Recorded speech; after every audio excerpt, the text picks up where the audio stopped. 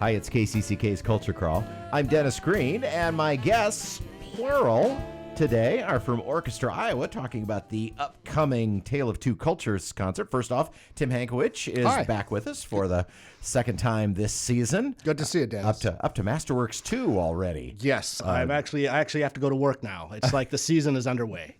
And also joining us for the first time on the Culture Crawl is the new CEO from Orchestra Iowa, Eric Marshall. Eric, nice to have you. Great to be here. Eric was in a couple of days ago to help with the fund drive, and thanks for sitting in here too. So for those who haven't met you before, you started this past summer, so you're just hip deep into it. And you come from, well, most recently from the South, yeah? Yeah, most recently from Baton Rouge, Louisiana. Before that, Austin, Texas, but originally a Northerner from Erie, Pennsylvania.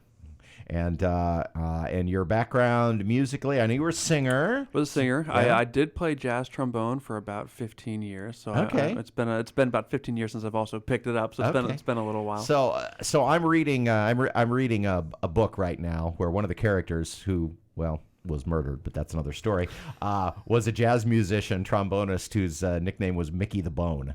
So I think Eric the Bone. Eric the Bone. We are going to make that nickname happen. Or if it's Star Trek, we'll just call him Riker. There you go. I'll pass on both of those, actually. Thanks. So Eric, how do you find Cedar Rapids and Eastern Iowa as a new resident? Yeah, moved here with my wife and three small children a little over 3 months ago now, and we are absolutely loving it. The people here are fantastic. The community is great, and the art scene is really impressive. For a town our size, we punch above our weight, don't we? Well above the weight, yeah. Well, I would warn you about the winters coming from Louisiana, but since you were in Erie, I think you're going to be fine. Yeah, I looked at the annual snowfall total here and thought it was like a third of Erie. I'm like, okay, no, I can do that. 38 inches, that is nothing. All right, so Orchestra back in action this weekend with the second Masterwork show, Tale of Two Cultures. Right. In many ways, this program sort of developed as a sort of Silk Road kind of project. People always ask me how do programs come together, and sometimes it's a person, sometimes it's an idea, sometimes it's a piece. And it actually started with the concerto that we're performing, featuring Philip Bergman, our principal cellist, one of my favorite people. And I asked him, started with a conversation, hey, what do you want to play on a Masterworks? And without missing a beat, he says, I want to do the Crouching Tiger Concerto. And the first thought that came to mind was, well, what's the Crouching Tiger Concerto? And it so happened it's by Tan Dunn, who was the first person to sort of pierce the veil between East and West musical traditions. And he wrote the soundtrack for the film Crouching Tiger, Hidden Dragon.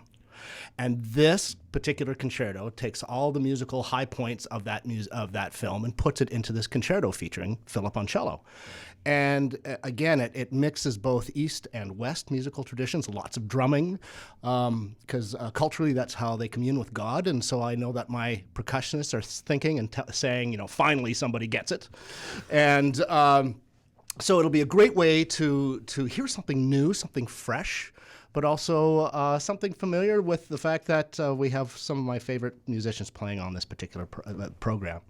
Now, the glue that holds the whole program together is the last piece in the program.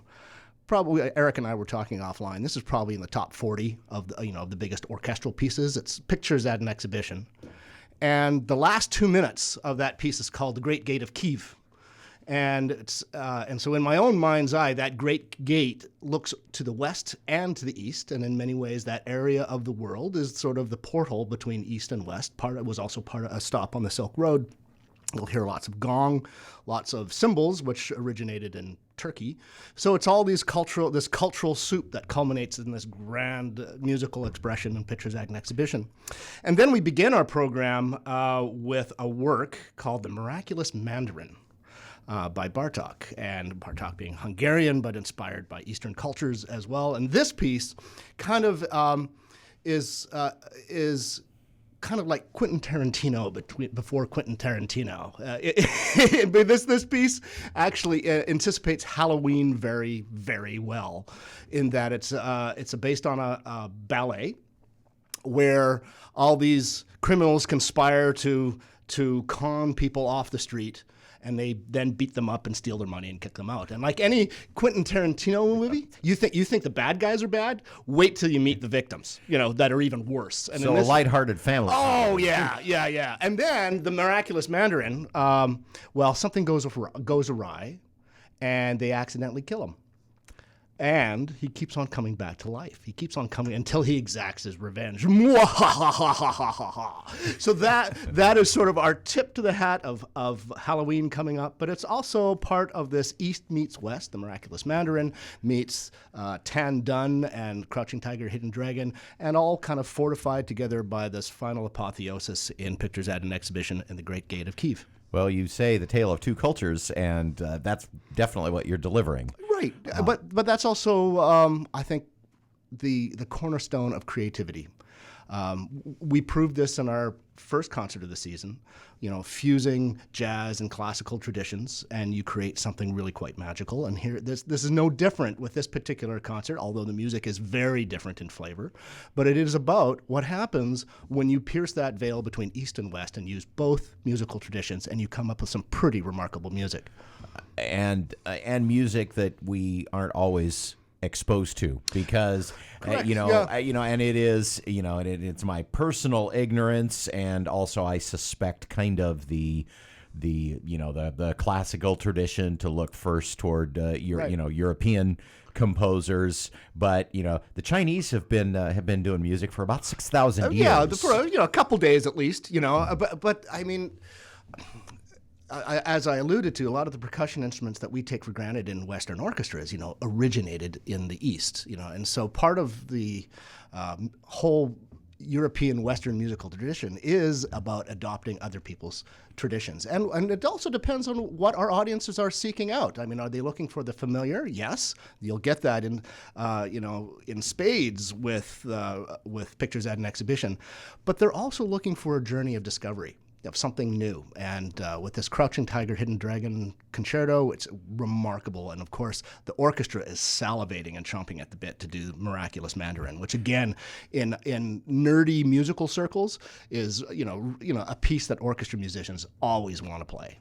And a good prep for this concert will be to watch the movie Crouching Tiger, Hidden Dragon. Absolutely. Get a listen to that music on the front side. That was the movie I think that kind of introduced Michelle Yeoh. Absolutely. To the Western movie audience. She was just a young star at that time. And coming full circle, now she's dominating Star Trek lore. Yeah, which is what which is really Tim what and is I, important. Which is what Tim and I consider to be her most important contribution to civilization. It's a tale of two cultures. Masterworks concert with the Orchestra Iowa coming up this Saturday and Sunday. Usual rotation? Yeah, absolutely. At the Paramount at 7:30, and we start 45 minutes earlier with pre-concert conversations, and where we talk to the soloists and we talk about the sort of background of all this music. And then again at 2 o'clock at the Coralville Center for the Performing Arts. There we start our pre-concert discussion an hour before, because it's held at West Music. And come early, because actually it's standing room only, so it's been really successful. We had a really great crowd for Masterworks I a couple of weeks ago. And Eric, that was probably your first exposure to that. You spent some time in the Paramount, but this was your first exposure to the Coralville space, and it's a great venue to hear the orchestra. Oh yeah, that was actually the first time I got to hear the orchestra at all, was that weekend. So it was a really great treat to hear them both up here in Cedar Rapids and down there in Coralville as well. I had not heard the orchestra at the Coralville Center for a while, and I had kind of forgotten just how great a space that is. We do a lot of jazz stuff there, but how great a space that is for the orchestra as well.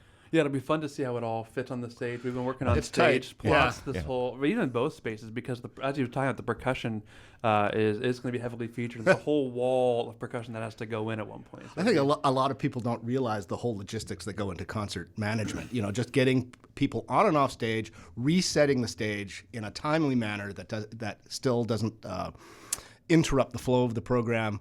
It's quite a challenge. And with the Coralville Center for the Performing Arts, it's an entirely different experience because the audience, just due to the design of the theater, it's a much more intimate experience. The audience is just closer to the orchestra there.